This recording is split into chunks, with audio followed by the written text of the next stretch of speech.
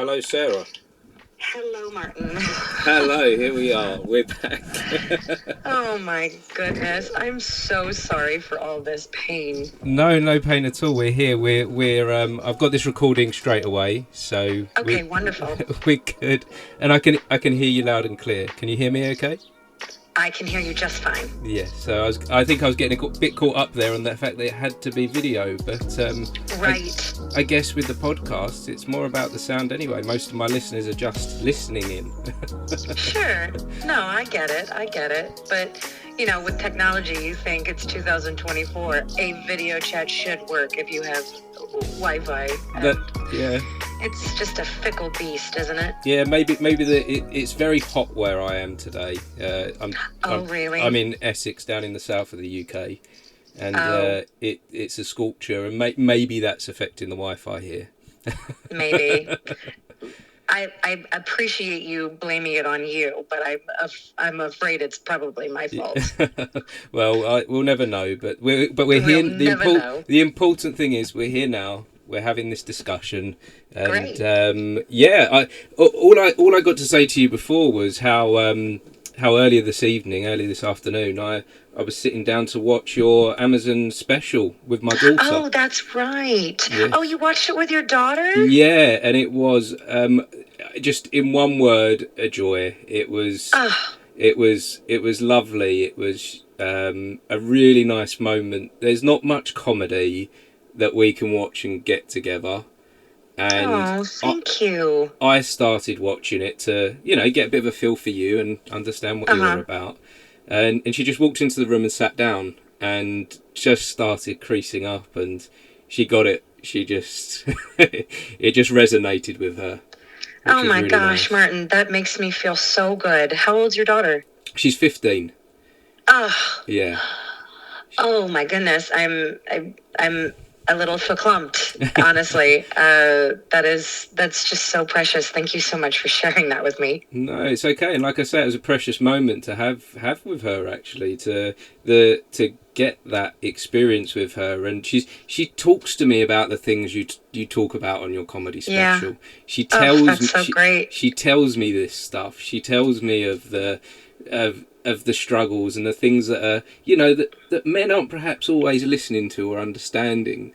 Yeah. And, when we're just talking about it, sometimes you might not understand or fully appreciate, but that's a special thing that I got from watching your comedy, that it gave me a moment to reflect and think. Is that a strange thing to say? No, that is exactly what it's meant for. And I know that it can be incredibly sarcastic and satirical at times. I feel like that is my bread and butter, sarcasm and satire. Mm-hmm. And so with that in nature, I feel like a lot of the undertones gets missed, but I do believe I'm creating that for that very reason, for a 15-year-old and her father to watch it together and get it together. Oh. And so that's really wonderful. That's good. And so did you kind of set out with that in mind, or is that just something you started to discover when you were writing this, that's where it could lead to? I definitely think that that's always been in the back of my mind. I'm never I guess too presumptuous to expect that it's going to turn out exactly the way that I want it to be perceived, mostly because I've been on social media for so long now and have experienced the backlash of, saying one thing and meaning it in one way and it be taken in a completely different direction. And that's just the times that we live in. And there's not much we can do about it. Once we put it out into the world, however it's received is how it's received. Whether it was our intentions or not, it's out of our hands at that point. So I feel like anything that I put out, I never expect it to be perceived exactly the way that I want it to. At the end of the day, if it's being perceived at all, that's a plus. Yeah. You know, like yeah. if people are watching it, great, that's awesome. Then I will consider it an overall success. But that reaction is 100% what I want from people is, and I do feel like the comedy of it all is the draw, is the inclination of like, I talk about very serious issues that women go through just in general. And so when you put a spin on it like comedy, and then I go a step further and put music into it, I I hope that it helps smooth out the negativity or the uncomfortable vibe that a conversation like that could start. Yes, yeah, because And you could go so, into your comedy thinking this is a political message. This is you and your opinion. You hate men. You could go in with that perspective, but it's not. But having experienced it, having watched your comedy, having watched the special "Don't Mess with a Redhead," it wasn't that at all. I can I quote you on that? Because it's not, and I love that, especially coming from a man. I don't hate men. I love men. I am a straight woman. I am attracted to men. My partner that I have been with for 10 years is a man. I loved my father. I love my brother. I love many men in my life. It is just the idea that what women have gone through over the last, centuries of time is now being able to be talked about, and not only talk about but joke about. Like we can joke about it and kind of steer the conversation in a different direction. I get it all the time. I hate men. I'm an angry feminist, blah, blah, blah. And, I always come back with the fact of like, no, I don't hate men. And yes, I'm angry. Like, how could I not be? Like, do you watch TV? Do you see what's happening in the world? I'm angry. I'm not blaming it on one person. That would be stupid. That would be incorrect, period. But there is a conversation to be had and a conversation to start. And it's got to be with the right people, and the right people are men, And what a beautiful way to get that message across through comedy, through a moment of, I think comedy gives you a unique perspective where you look at yourself for a moment, where you check what you're doing, and your finale song, the male podcast. Yes, stop giving men microphones. Stop giving men microphones, and I'll be completely honest. When I started this podcast journey, there was a moment for me where I considered myself to be a teacher. I considered myself to have something to give, and I wanted to say something, but I really quickly realised for me that that's not what this was about, and having the microphone for me wasn't actually about me, and it was about the other people that were part of this. It was about the guests, and it was about me not being a teacher but me being a student. That's amazing and gorgeous, and honestly, like, I share that experience with you. I know it's not exactly the same, but being on social media and having the platform that I have and the numbers and followers, I have realized that there are times to speak and time to listen and learn. And as a white woman in a very predominantly, white privileged world that we live in and that our species has created, I have learned a lot about women of color's experience and things like that. And I have befriended a lot of content creators, and I have learned so much from listening to other content creators, specifically Black women. And instead of telling their stories, like lifting their own voices up and silencing mine in moments in time when I need to and when I should. And so I don't think it's just men. I think it's people. It's all of us. People in general, of like learning and experience and figuring out when is my time to sit back and learn. And then when I learn, when I'm around certain people, then I feel like I can be instructive. I can be helpful in other people's learning process. And unfortunately, it's just, men have had the microphone for so long. Mm-hmm. And I think that's what that the song is about. It's not necessarily, it is not about silencing men, but just what you said, in the sense of like, hey, you've talked for a really long time. You've had all the power and all the information for a really long time. Maybe it's time to pause that and listen to other people's experiences, because coming again from a white woman, I don't know other women's experiences. We're women, but I am not a woman of color.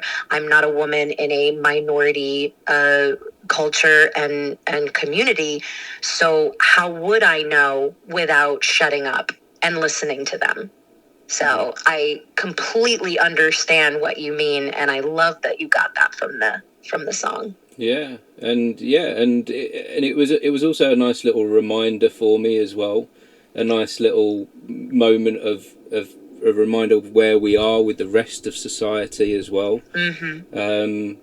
And how do you feel that your art is informed by all of this? How do you feel that, because it is quite political, your comedy, mm-hmm. It is topical, so where is it mostly informed from then, for those that assume that it's from a place of hate, for those that assume that you've got a one set agenda? I believe it comes out of my upbringing. I was raised very conservative and religious. So I believe it is from a perspective of understanding, because I had that mindset for so long, and I believed it so fervently, and I never understood why people looked at the way that I would live or want other people to live like me, which is key. Mm-hmm. In that conversation of like, it's not just about this is my opinion, this is how I want to live. It's also, I want everyone around me to live and believe this. That's where I feel like the roads cross in a very negative way. And because faith and belief is so personal, and it should be personal, but us as a society, we've used those beautiful things to control the masses and control minds and control women's bodies. And I know that is, I'm a freaking broken record over here, but that's part of the persistence, I guess, in the sense of I won't shut up about it. I won't. You can't make me. So, because it's still a thing. And so I think that's where it comes from. Without a more time to think about it, I probably, that would be my first initial response of it. Where did you decide where you had all these thoughts and feelings, and you want to put this message out there? At what point did you start to realise that comedy was the vehicle in which to do that? Have you always been a comedian? I get the feeling that when I watched your special, that's you being the most natural you are. That's Sarah. That's how I felt. But is that the truth? I think so. I haven't been a comedian all my life. I've been a musician all my life. Comedy kind of came in later, the past, I would say about 10, 15 years. Professional, like, comedian, only 6. But my father was a very funny Jewish man. And I think I get a lot of my humor from him specifically. As I said earlier, talking to you, satire and sarcasm is basically a love language of mine. I know that it can come off very abrasive, but I see it as just eloquent speaking. And, again, going back to the idea that you can talk about serious subjects, but also like elbow in a funny way to kind of get your point across, but not be too aggressive about it. Yeah, I got into dueling pianos about 11 years ago, and I'm not sure. Do you know what dueling pianos is? No, tell me more. Okay, well, it's a bar atmosphere that has 2 pianos, and it's an all request show, and it's very heavily improvisational and comedy driven, and a really good time. It's a sing along kind of vibe. That's what I do in Las Vegas full time, and I kind of learned that comedy was a natural instinct of mine when I started doing dueling piano shows. And that's when I started writing my own bits and comedy songs. And it just kind of flowed, where in the past, when I would write a song, a quote unquote normal song that has nothing to do with comedy or anything like that, it was a bit more structured. It didn't come as easily. When I started writing comedy, tongue-in-cheek, sarcasm, satire, it just flowed. I can't tell you how many times I've woken up in the middle of the night from a dream and I've written an entire song. Actually, Good Old Days was from a dream. The one where I put the cowboy hat on and I it's very satirical about a couple talking about living in the good old days. Mm-hmm. Yeah. And I woke up from sleep and I had a dream about it, and I was like, I wrote it in 6 minutes. And I had never performed it before. And I was like, I'm putting this on my comedy special. I remember talking to my director about it. And she's like, don't you want to try it out in front of an audience? I'm like, nope, I want to do it. I'm doing this. And that was actually the first time I performed that song in front of an audience. Isn't it on my comedy special? Isn't it interesting? I've started to notice this, especially with creatives, that when they find themselves within whatever craft they're doing, when they truly feel like this is me, this is who I am, things start to open up for them in their imagination and in their dreams. I hear this a lot about things coming to people in their dreams, and you just know something's right, and you don't need the validation of, say, an audience. You don't need to test it out, because you just feel instinctively that this has come to me and this has something to offer.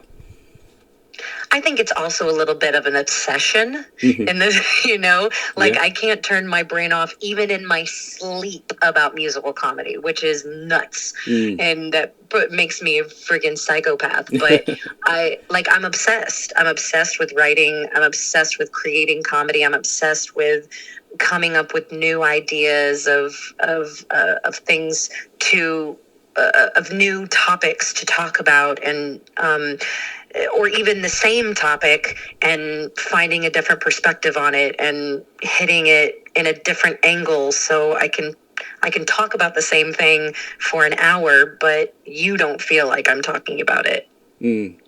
for an hour, if that makes sense. Of course, that makes it makes complete sense. I do feel obsession plays a part in the creative dreaming, and like, it's all I think about. And two sides of a coin that could be not a great thing for a personal life. What's that? I don't know what that is.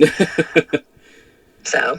Yeah, no, I've found that myself. I've lived quite a creative life, and I've tried many different things. I've tried acting, directing, producing, and some of them have worked out. The acting never worked out. The acting was the main thing that I was trying to pursue, but it didn't go very far. But the producing and directing, I managed to get a stable income off of that for a little while. Oh wow! Well, I mean, I bet the acting was a huge point in getting you to this point, directing and producing. You learn it was, yes, from that side. So yeah, I think all of the creative endeavors, they all inform the next thing that you're doing.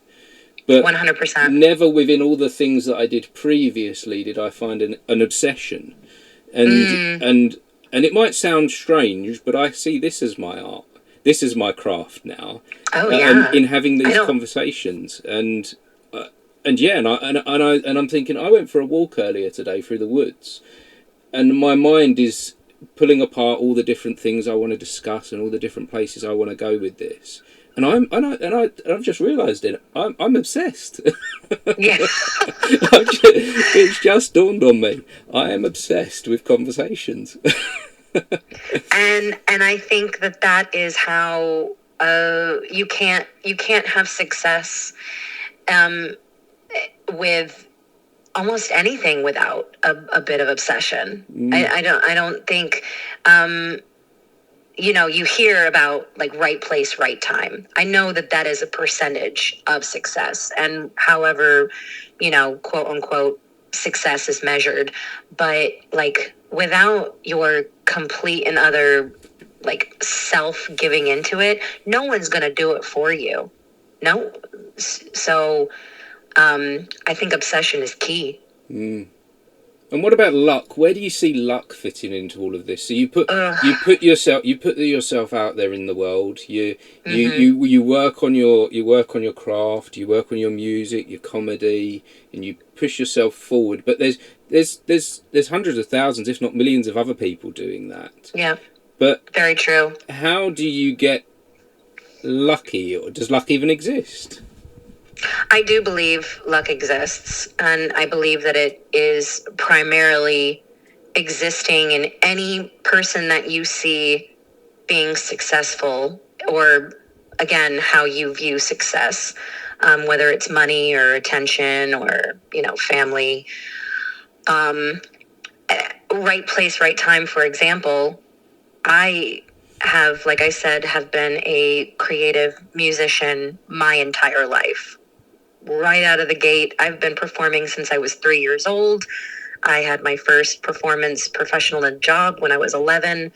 So I've been doing it for a really long time. And the attention of an audience, and not, I want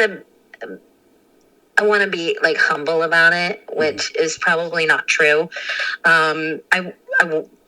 Fame is part of my goal, being known, being heard, being seen by as much people as I can get in front of. And during the pandemic, I got on TikTok randomly, and again, right place, right time. And I do feel like it was just luck. I was not doing anything different or special than I've been doing my entire life. I was just being me and putting out as much content as I possibly could. And because everybody in the almost entire world was online at one time, I got an audience, and they stuck with me, and that audience told other audiences. And because of how TikTok is, it just kind of was a really natural growth, and I found a really special audience that I'm so grateful for, because I would not be where I am right now without that audience, without TikTok, without the people who, liked my stuff, pushed it, shared it, enjoyed it, used it, blah, blah, blah. I think luck happens when you're in the right places. I think if you kept yourself at home, if you didn't put yourself on TikTok, if you didn't put yourself out into the world, it doesn't come for you. But I'm going back to when I was doing the acting, and I considered myself very unlucky. Nothing was working for me. And now in this past year of doing this podcast thing, I'm putting myself out there in the world, and I'm making sure I'm in the correct places. And recently, surprising moments of luck has happened, but it wouldn't have happened if I hadn't have started. Right. And that is, I think, luck and persistence is probably the key. Luck in, like you said, putting yourself out there, making uncomfortable choices at times, and sacrifices 100%. So I don't believe it's all luck, because that would be ridiculous. There's talent and initiative involved, and but I mean, just from my personal experience, again, 30 plus years of doing this, and then all of a sudden in the last 3, it's just kind of opened doors for me. And it was because, right place, right time. I made that, but you're right. I made that decision to put out the content and push and, persevere, I guess. So where are you persevering to next? I know that you're going to the Edinburgh Fringe Festival. You're in Edinburgh right now, aren't you? I am. And you're just about I've been here for 2 days, and I'm already exhausted. I don't know how people do this. This is crazy. But my first show is Friday the 2nd. It's my, I guess, my review show. Right. So, yeah, I'm here for 3 weeks, and I don't know how I'm going to survive. Literally, I'm 2 days in, and I'm already exhausted. I don't know how people do this every year. So is this the first showing of this show? Have you performed this particular show before? No, I haven't. It is, I do have snippets of my comedy special in this show. Like, I'll probably always, until I'm dead, perform Stop Giving Men Microphones and No Babies. Like, those are the hits, Yes. I know if you know me and you know my stuff, you're going to want to hear those things. So I'm going to keep doing them. But I actually have a lot of new stuff in this show, specifically for UK audiences, which is really exciting, which I've never done before. And what I have been really excited about doing this show specifically at the Fringe Festival is that I'm getting to be a little bit more theater girl with it. My comedy special, because it is a comedy special, I kind of focused more on like the comedy and bits and the stand-up material. And in this one, I'm going to sing more. I'm going to do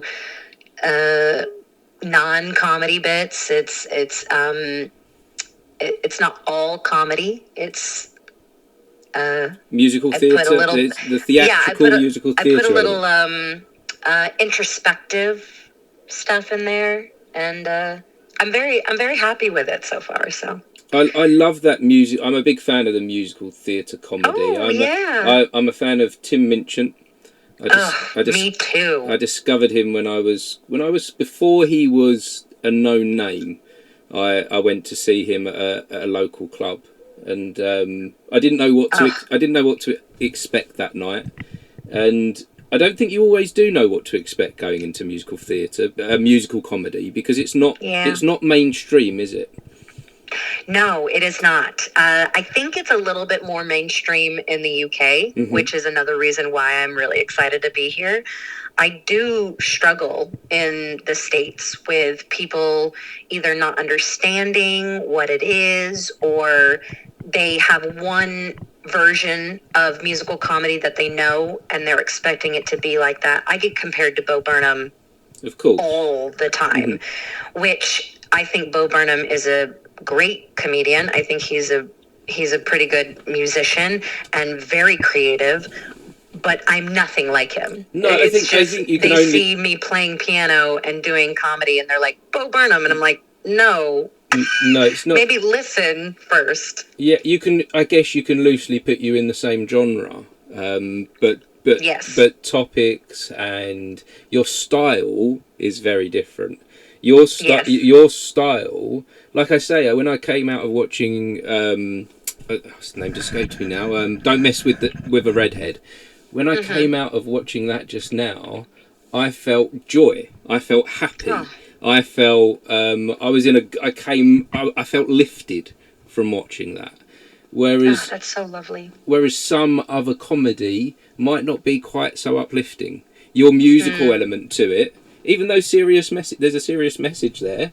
The musical element is very fun, and it just puts it in a nice place.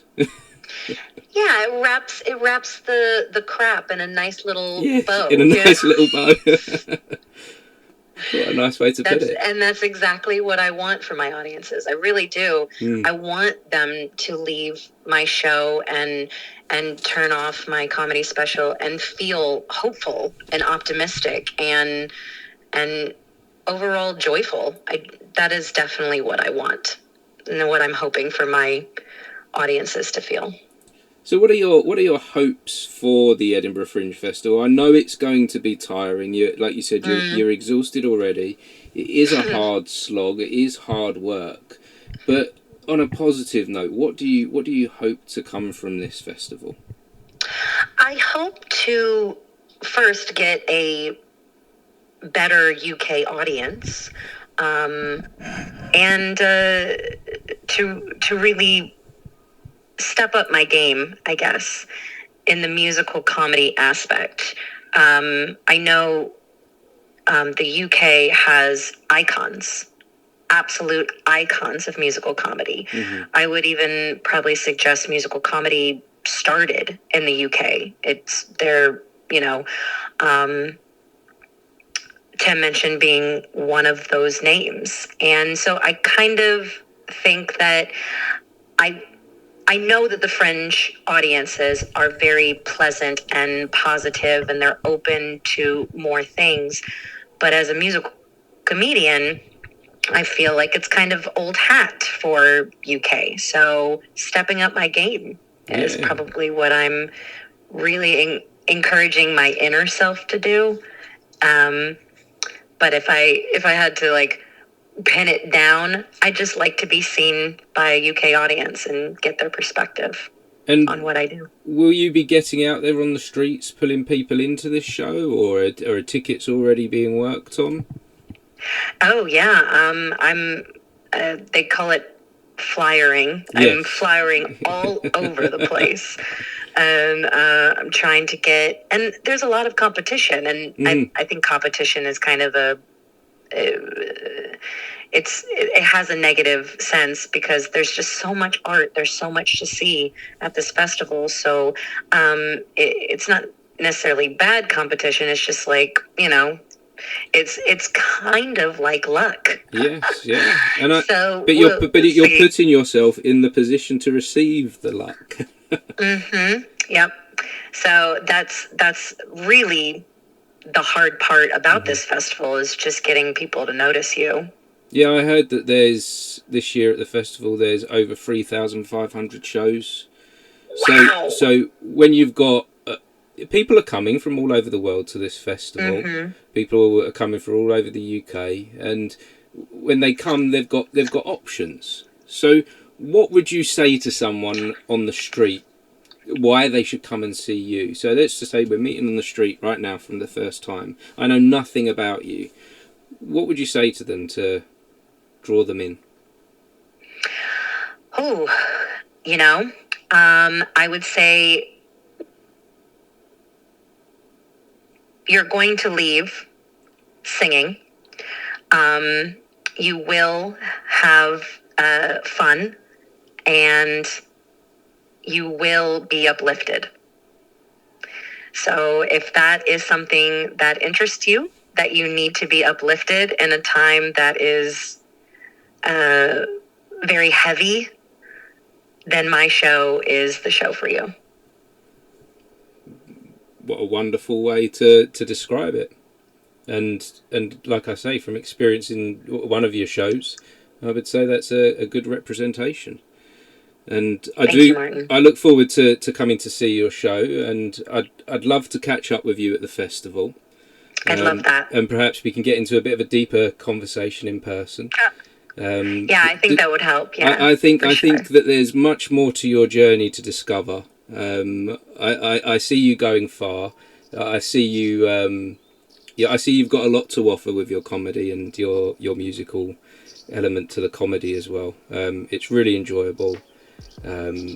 So just to wrap this up, where does anyone come to find you? Where are you performing at the Edinburgh Fringe? I will be at Just the Tonic, the Atomic venue. It is a beautiful old church, which I know in Scotland is like, oh, a beautiful old church on every corner. But it's really lovely. It's right down the street from Pleasance Courtyard. It's really hard to miss. And I will be there 2:30 p.m. every Friday, Saturday, and Sunday. And I'm doing 2 Wednesday shows as well. Wonderful. Well, thank you so much for your time today, Sarah. I'm truly am grateful for sharing. And like I say, I look forward to meeting you at the Fringe. It was a complete pleasure, Martin. Thank you so much for talking to me. No problem at all. Thank you. And if anyone was listening in, we appreciate you for joining us for this conversation.